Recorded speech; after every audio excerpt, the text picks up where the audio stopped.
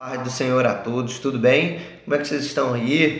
Povo de Deus, Deus abençoe, muito obrigado, você chegou aí em mais uma aula da nossa escola bíblica dominical, amém? Da Igreja Missionária de Cristo.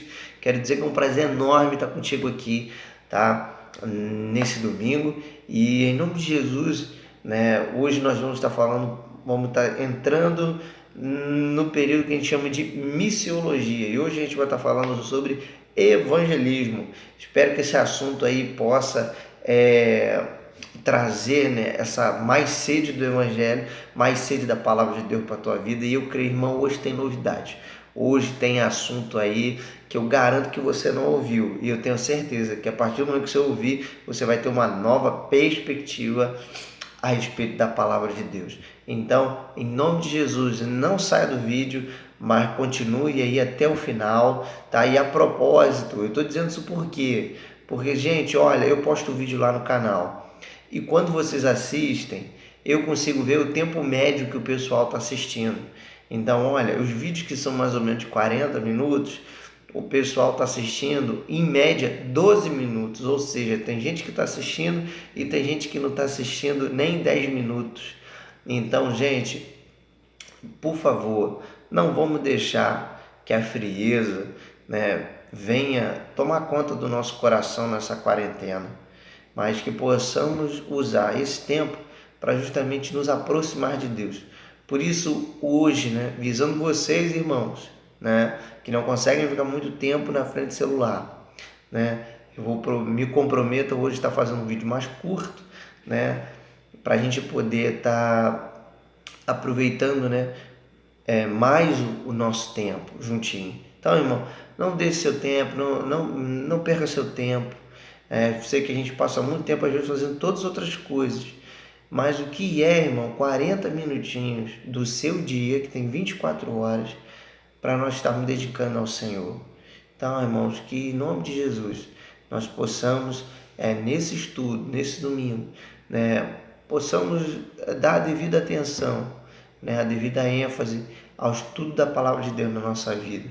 Porque quando não conhecemos a palavra, muitos problemas vêm sobre a nossa vida. Não que é maldição não, por favor, irmão.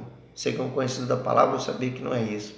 Mas o que acontece? Quando nós estamos inteiramente, né, ali, constantemente, estudando a palavra de Deus, nós recebemos renovo de Deus, porque a palavra de Deus é renovo para a nossa vida, é renovo para o nosso coração, ela nos blinda contra essas doenças psicológicas, porque nós temos uma mente ativa, temos uma mente convicta da palavra de Deus, porque a fé, ter convicção em Deus, irmão, não é simplesmente um fanatismo ou qualquer coisa, mas a palavra de Deus, você estudar, ter convicção, ter fé, meu irmão, é você ter a cabeça no lugar.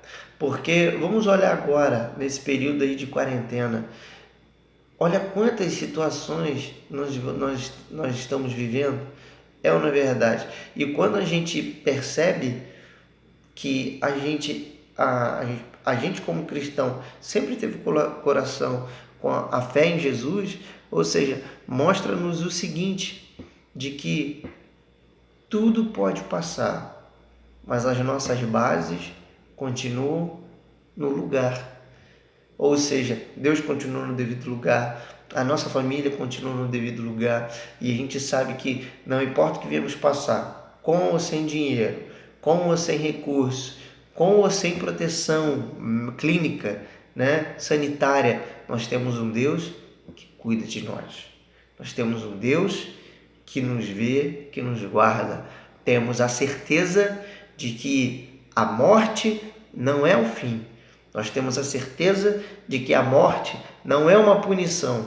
Nós temos a certeza de que tudo começa depois daqui. Nós temos a certeza de que não morreremos para a condenação, mas morreremos em corpo para viver uma eterna glorificação com o Senhor.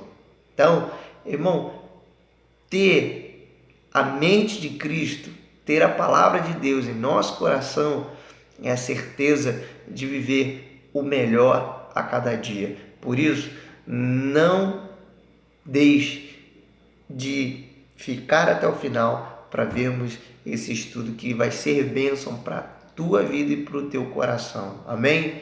Não, que não seja o coronavírus a desmoronar a sua vida e teu ministério, mas eu confio, acredito em você.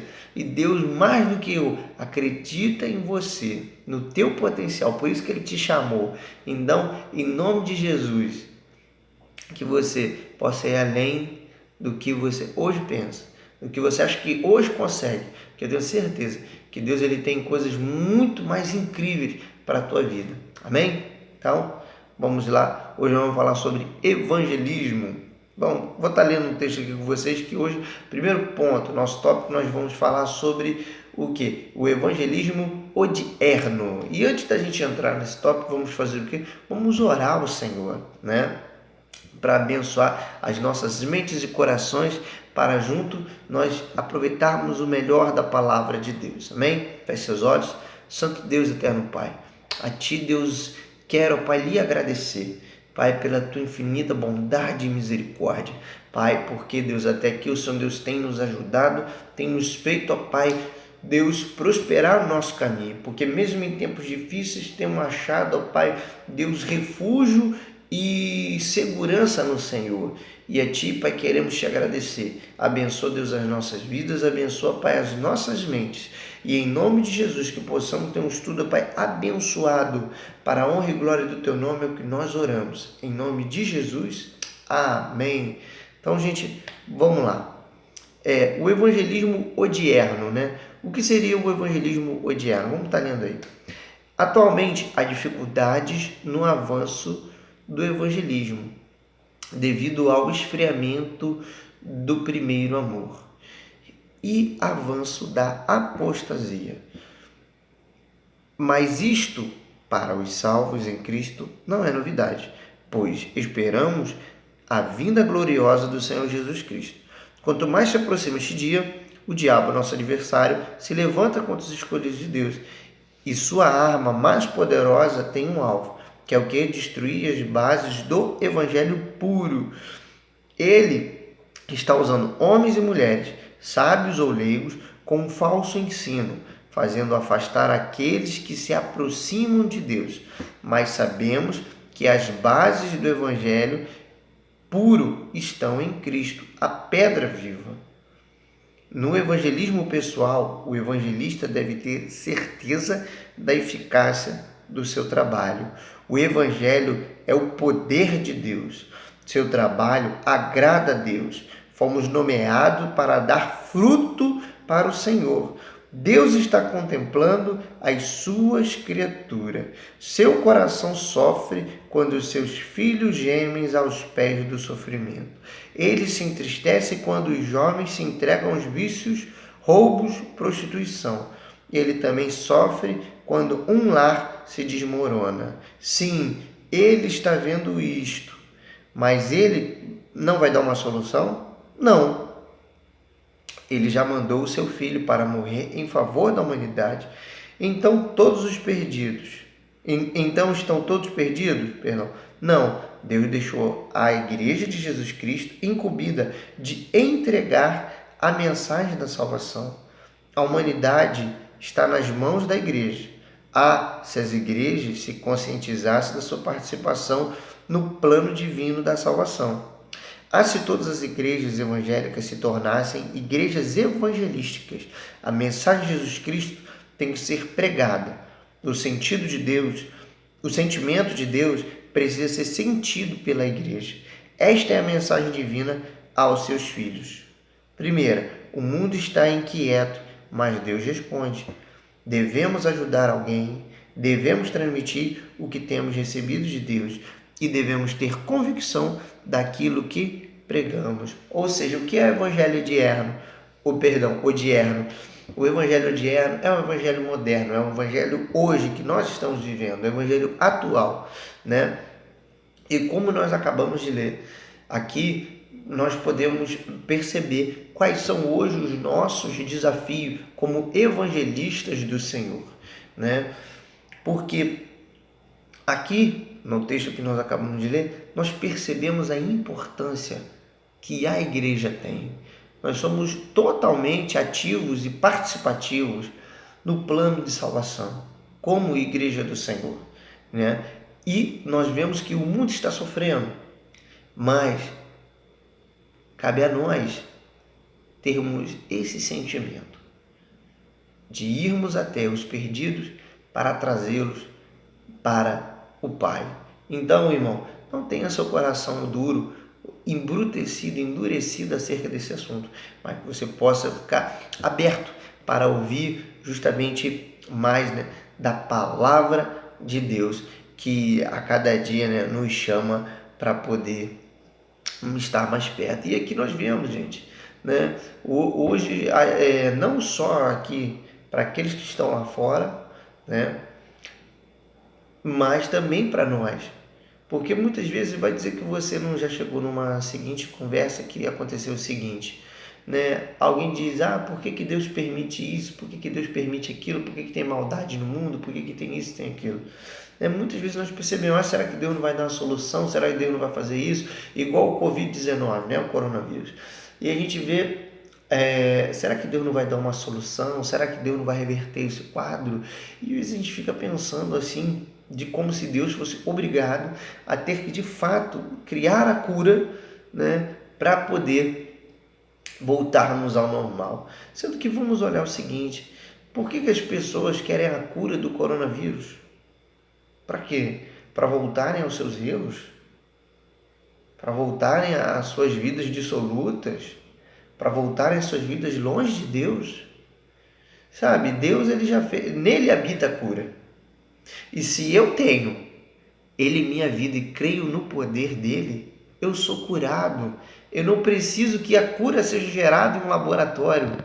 Eu não preciso que o vírus seja extinto, porque eu tenho um Deus que cuida de mim. A questão é que hoje a gente vive um evangelho, digo evangelho no sentido total, né?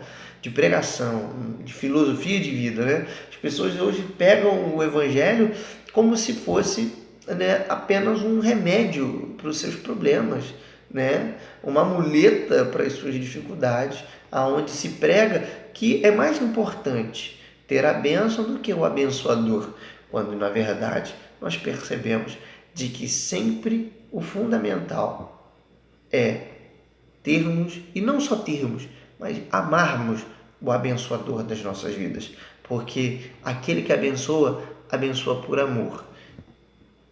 E aquele que recebe amor, se entrega e recebe por amor. Aquele que recebe sem amor, ele, irmão, é simplesmente um pedinte. É alguém que não cria vínculo, não cria sentimento. Mas aquele que recebe por amor, ele é filho, né? Ele é íntimo, ele é próximo, ele é irmão. Então, que possamos, né, justamente mudar esse evangelho que o mundo tem enxergado. E através das nossas vidas, nós, juntos com o poder do Senhor, marcarmos a nossa geração, a nossa história, com um evangelho puro e verdadeiro, trazendo vidas para o Senhor Jesus. Porque o diabo não tem se cansado de propagar a apostasia, né, e o esfriamento de muita gente. E por isso possamos nós ser os acendedores desses que estão frios. Bem, vamos lá. Deixa eu vir aqui, gente. Estou hoje aí com apoio aí, para a gente poder não perder, tá, a nossa pauta. Bom, vamos falar agora um pouco sobre a ação evangelística do Senhor Jesus, tá? Qual foi a ação evangelística do Senhor Jesus? Vamos lá. Jesus, primeiramente, ele o quê? Ele selecionou os elementos para o trabalho, ou seja, ele separou os 12. Né? Jesus, no evangelismo, ele associou-se com eles, ou seja, ele viveu junto com os discípulos. Depois ele exigiu consagração. Depois Jesus ele transmitiu o poder para que eles pudessem realizar. Depois Deus ele demonstrou como deveria fazer, como deveriam proceder. Jesus delegou autoridade e distribuiu o trabalho entre eles, dizendo: eu vos farei pescadores de homens. e esperou que ele se multiplicasse, né? Dizendo para que vades e deis muito fruto. E também, para fechar, ele supervisionou pessoalmente o trabalho deles, né? Então a gente tira aí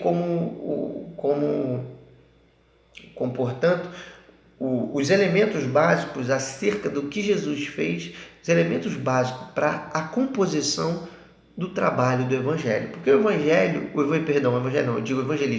O trabalho do evangelismo, ele não é simplesmente uma ação, mas o evangelismo ele é um trabalho. Sabe, trabalho, ele é algo que não é esporádico. O trabalho é algo que é planejado, que é organizado e que ele é o quê? Algo continuado, ou seja, que tem um caráter que ele é contínuo, que ele não é simplesmente tem um início, um meio, enfim, acabou. Não, ele sempre continua, né? O trabalho ele tem essa característica, sempre vai existir. Então a gente percebe aí que existe o fim da carreira de pessoas, mas não do trabalho, né? Então o trabalho aí do evangelismo ele continua, né? Até Jesus voltar, né? Ele até Jesus voltar, o evangelismo ele aí continua. Então, o evangelismo ele é um trabalho que ele precisa ser devidamente organizado. E nessa organização nós percebemos a composição básica aí que Jesus ele coloca, que para a gente recapitular, né? Tem que ter o que? Para o trabalho aí de evangelismo, precisamos o quê? Selecionar. Precisamos associar, precisamos consagrar, precisamos transmitir, de transmissão, precisamos de demonstração, precisamos de delegação, precisamos de reprodução e supervisão. Porque às vezes você está aí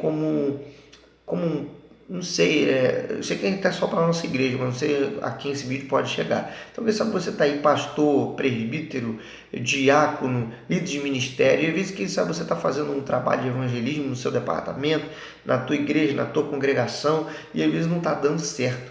Mas você precisa olhar esses elementos que compõem o trabalho do evangelismo, que às vezes tem problema na seleção, tem problema na associação, tem problema na demonstração, tem problemas na consagração, que às vezes as pessoas não estão se consagrando devidamente para isso, né? Porque não é simplesmente porque vai ter um evangelismo que eu vou fazer um jejum antes, que eu vou me consagrar uma semana antes. Não, não é para isso. Eu preciso ter uma vida consagrada. Eu preciso ter, né, um foco aonde eu quero chegar. Eu preciso ter um propósito, uma meta, um objetivo qual eu quero chegar. Eu preciso, com a minha equipe ali, reproduzir. Eu preciso ter mais gente. Eu preciso que o resultado ele seja o que? Alcançado, sabe? Precisa, o trabalho sem resultado não existe. Todo trabalho precisa ter resultado, caso contrário não está sendo um trabalho, está sendo um desperdício. Vamos lá. Primeiro vamos falar sobre ideias erradas sobre o evangelismo. Tem muita gente, às vezes a gente tem uma ideia errada sobre o que é o evangelismo, né? E a primeira ideia errada é o evangelho social, né? Vamos ver aqui o que é o evangelho social, né? Hoje, né, o evangelho social, ele tem o quê? O seu apelo, diz assim, ó, aconselha a ação definida, a resoluta na solução dos problemas políticos, econômicos e sociais, deixando em plano secundário os interesses espirituais de cada indivíduo. Ou seja, o seu apelo é por um mundo socialmente melhor e não por um mundo redimido pelo sacrifício da cruz. Afirma que agora cabe fazer trabalho educacional e filantrópico, pois a mensagem social é mais oportuna que a mensagem propriamente evangelística. O evangelho social afirma que o homem é produto do meio e tem como objetivo utópico, ou seja, irrealizável, de estabelecer o reino de Deus entre os homens pela transformação do ambiente, por meio da ação social do evangelho. Ou seja, a gente vê que o evangelho social ele é uma verdadeira degradação do evangelho genuíno, né? Por que ele é? vamos lá, primeiro, ele anula o sangue de Cristo. Segundo, ele contradiz o arrependimento. 3, é apenas terreno. E ele também contradiz o que a escatologia. O que a escatologia vai falar? Que a Bíblia diz que o mundo está destruído por peste, fome e guerra. Ou seja, então não vai ser políticas sociais que vai resolver o futuro da humanidade, né? E o evangelho social espera um mundo com um fim glorioso por uma ação social da igreja. Então, olha só, né? A gente percebe que o evangelho social ele tem muito foco no terreno, né? Então, o evangelho social a gente vê isso, que é o que? Entregar agasalho, que é distribuir cestas básicas, né? Ajudar as pessoas, né? Seja com moradia, seja reformando casa, né? Fazendo almoço, entregando sopa. Não que é errado, tá? Não, mas o errado está onde? Onde isso vir primeiro, né? A ação, né? Social vir primeiro do que a palavra. Porque a gente percebe o seguinte, o evangelismo ele é algo completo, né? E o evangelismo ele também é social, né? Mas o evangelismo ele não é só social. Ele primeiro é espiritual, porque ele vem de Deus, é uma ordenança de Jesus. Então Jesus ele é o centro do evangelismo, né? E depois vem o que? O aspecto social. Porque, irmãos, eu posso ajudar, por exemplo, uma pessoa, né? Posso ajudar uma pessoa, né? Vamos colocar assim, que a pessoa seja ela traficante ou seja aí um viciado, qualquer coisa. Eu posso ajudar com todos os recursos do mundo. Posso usar com todos os recursos do mundo, todos os recursos do mundo, seja com casa de recuperação, seja com roupa, pagamento de dívida, todas essas coisas. Eu posso ajudar, mas de que proveito isso tem se ele não tem o Jesus Cristo que transforma a vida? Porque a gente transforma a situação, mas a chance dele voltar e fazer tudo errado novamente é grande, né? Porque não houve uma mudança de vida, houve uma mudança de estado, mas não houve uma mudança de vida, sabe? Não houve uma mudança interna, não houve uma mudança interior. Então o evangelho social ele só muda o ambiente, mas ele não muda o interior, ou seja, que é libertar o homem do pecado. A raiz, a desgraça da humanidade não é o capitalismo, não é a falta de dinheiro, não é isso, mas é o pecado. Esse é o problema, o pecado que precisa ser combatido. Com quem que a gente vai combater o pecado? Com Jesus, com a palavra de Deus, que liberta o homem do pecado. Depois entra a ação social. Vamos lá, próximo, a gente vai falar sobre ecumenismo. O ecumenismo, o que seria aí o ecumenismo? Ecumenismo, na verdade, é a tentativa de estabelecer ao mundo uma nova ordem religiosa e social, pela união de todos os credos religiosos, protestantes, católicos romanos, ortodoxos orientais, judaísmo, islamismo, budismo e etc., pensando em implantar assim o reino de Deus na terra. O Concílio Mundial de Igrejas é seu grande defensor. Nascido em Amsterdã em 1948, o CMI, o Conselho Mundial das Igrejas, né, inclui em seu rol igrejas protestantes modernistas em geral e quase todos os ramos da Igreja Católicas Ortodoxas Orientais. Está empregando todas as forças para efetuar o retorno às trevas de Roma. O alvo do CMI é a Igreja Mundial Única, na qual todas as igrejas da terra, protestante, católico, romano, ortodoxo, enfim, todas as religiões do mundo, a fundir-se. Em uma divulgação, citam sempre João 17:21, para que todos sejam um, como tu, o Pai, o és em mim, e eu em ti, que também eles sejam um em nós, para que o mundo creia que tu me enviaste, e eu dei-lhes glória que a mim me deste, para que sejam um como nós somos. Esse ecumenismo romano esfria o evangelho. Por quê? O ecumenismo é esse mix, né, de credos religiosos visando o que? Uma única religião, um único movimento, né? E, irmãos, o ecumenismo, ele é uma ideia desastrosa, porque não tem como eu ter, compactuar com credos religiosos, né, aquilo que a palavra, aquilo que contradiz a palavra. Porque, por exemplo, existem outros credos religiosos, por exemplo, um exemplo mesmo, tá? Só um exemplo, tá? Estou falando da religião, não estou falando das pessoas, por favor, tá? Então, por exemplo, o catolicismo. O catolicismo ele tem divergências gritantes com o evangelho. Não é à toa que surgiu a reforma protestante. Não é? Se não tivesse problema, não existiria a reforma protestante, né? Que houve esse rompimento, né? Da igreja cristã protestante e da igreja cristã católica, né? Romana. Então não teria esse problema. Por quê? Nós não acreditamos na canonização de santos. E não tenho como eu me unir com uma pessoa que pensa assim. A gente pode, como ser humano, dentro de uma sociedade, né, respeitarmos a colocação e opinião de cada um.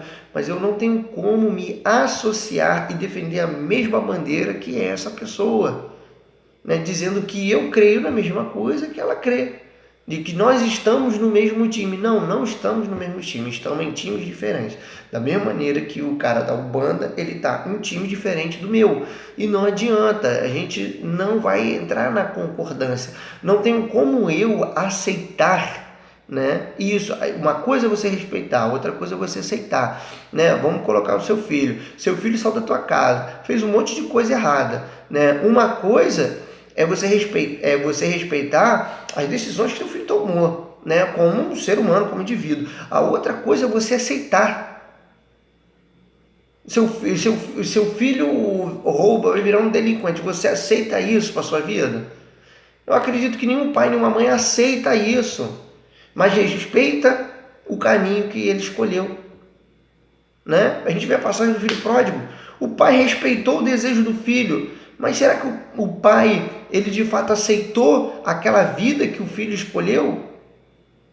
Né? Então, o ecumenismo, ele vem com essa ideia de convergir tudo numa coisa só. E, irmão, não dá. Não tem como existir comunhão entre Cristo e Belial, entre luz e trevas. Não tem como. Então, o ecumenismo é uma ideia desastrosa. E muitas vezes nós fazemos isso. Um evangelho ecumênico, onde precisamos estar todo mundo junto, onde o cristão ele precisa ser alguém aberto, alguém moderno, social, inteirado sobre todos os assuntos, né, onde precisa ter essa flexibilização, né, onde o que eu estou fazendo eu tenho que fazer em parceria com outras igrejas, com outro movimento, isso e aquilo. Irmão, politicagem, para mim politicagem, entendeu? E o seguinte, é uma ideia desastrosa, não tem como dar certo, porque o que precisa para o evangelismo dar certo, para o evangelho a cada dia dar certo, é Deus. Ele é a pedra fundamental e que sustenta o evangelismo. Do restante, não se precisa-se de Deus. Deus, ele garante a bandeira do evangelho. Ponto. Vamos lá. Próximo, proselitismo, né? O que vem a ser o proselitismo? O proselitismo é uma filosofia de evangelho que crê que evangelismo é aumentar o número de membros e fazer crescer a denominação, não importando os meios que se empregue para alcançar seu objetivo. O evangelismo, para eles, não é apenas ganhar pecadores para Cristo, mas também ganhar membros de outras igrejas. Então não importa, né, a maneira que eles vão fazer, o importante é encher a igreja. E eles usam muito da técnica do quê? Né? Eles fazem um evento, né? Ou faz um evento, né? Assim, sei lá, um encontro, né? Faz um radical, né? Faz um retiro, algo assim, um trabalho, né? E esse trabalho ele tem cunho evangelístico, né? Evangelístico, ali para ganhar novas pessoas e também para ganhar pessoas de outra igreja, né? Aonde nesses trabalhos muitas vezes é evidenciado, colocado ali os problemas das igrejas, né? Aonde repara, né, que existem problemas em cada igreja local, né? Então existe problema na minha igreja, na tua igreja, em outras igrejas, né? A gente vê problema em todas elas e acaba que o proselitismo ele o que realça o problema nas outras igrejas e na própria igreja ele realça o que as qualidades, o que tem, né? Fazendo com que aquela pessoa tenha desejo de estar ali, né? Até mesmo quem é cristão e que não congrega naquela igreja tem vontade de congregar ali, né? Então é uma ideia de aumentar o número de pessoas, não importa como, ou seja, não importa se a pessoa se converteu e não importa se a pessoa ela é de outra igreja, o importante é todos estarem naquela igreja, né? Então daí cria-se muita ideia de diferente, né? De maneiras de se evangelizar, né? Com roupas diferentes, músicas diferentes, com tantas coisas diferentes, né? Colocando, enfeitando, né, vamos botar assim, o Cristo da cruz, né, simplesmente para alcançar um objetivo, que é o que? Encher a igreja. Mas, irmão, igreja cheia não é sinônimo de igreja salva, né? Então, quando a gente olha por fora e olha bem, meu irmão, isso às vezes tematicamente é muito bonito, mas é muito perigoso, é muito problemático. Porque precisamos ter uma igreja salva, precisamos ter pessoas na igreja salvas. É isso que precisamos. Não é uma igreja cheia, mas é uma igreja salva. Vamos lá. Bom, agora a gente diz o que é de fato o evangelismo, né? O evangelismo, né? A gente percebe que o que? Ele vem da palavra evangelho, que é da palavra grega evangelion, né? Que significa o que? Boas novas. E o significado do evangelho, ele tem muito valor, né? Pois temos uma real compreensão de seu valor na mensagem salvífica, né? Que é necessário vermos algumas definições sobre o que é o evangelho, o que é o evangelismo.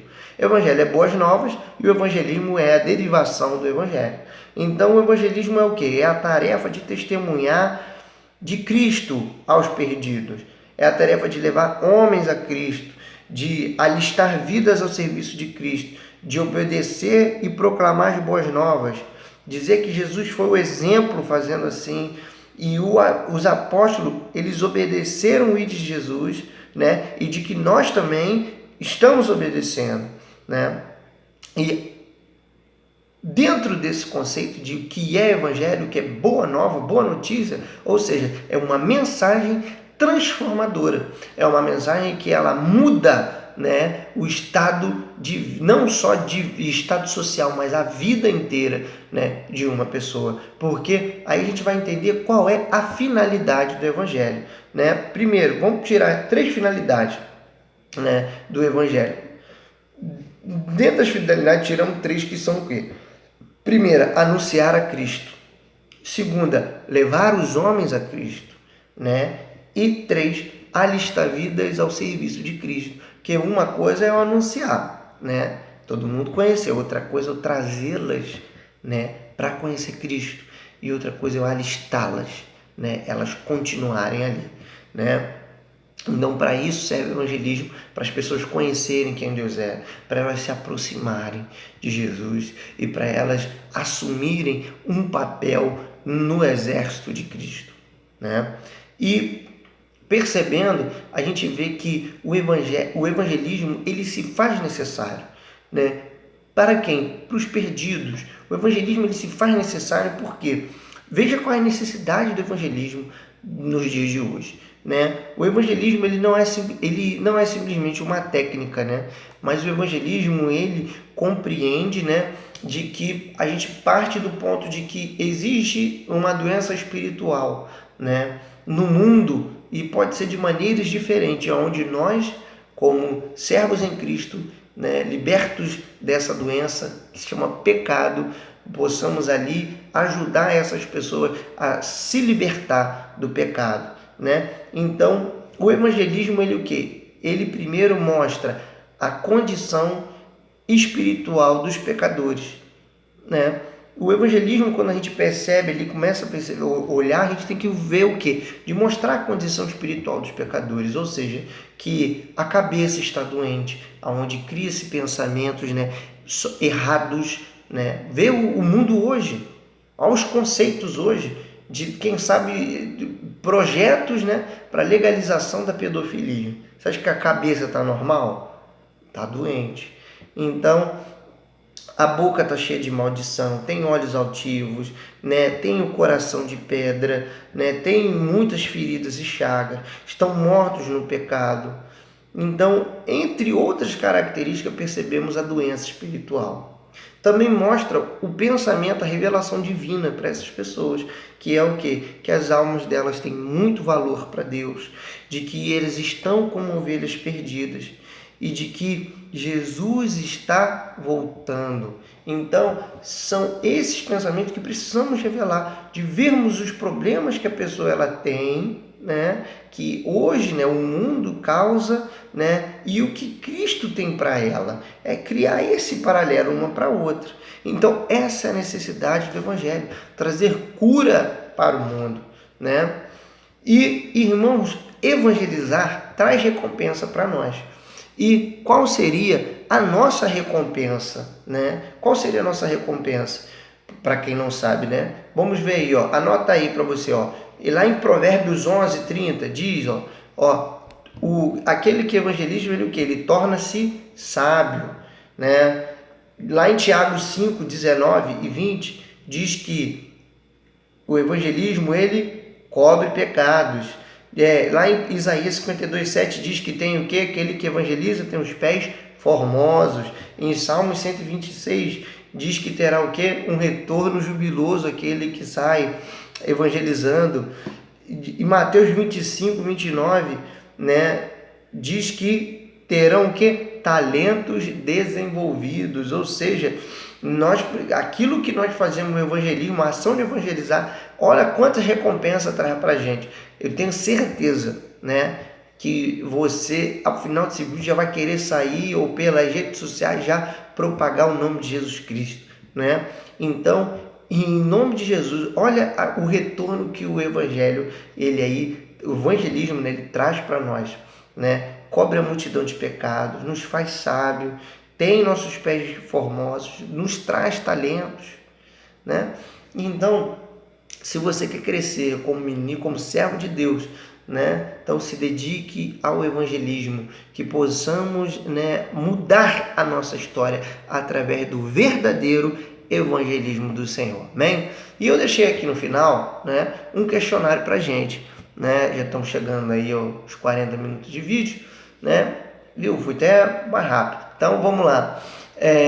Questionário, vamos lá. Primeira pergunta: o que é evangelho social? E aí, conforme a gente já falou, você vai ir responder. 2. O que é ecumenismo? 3. O que é proselitismo? Né? 4. Qual a finalidade do evangelho? Lembra?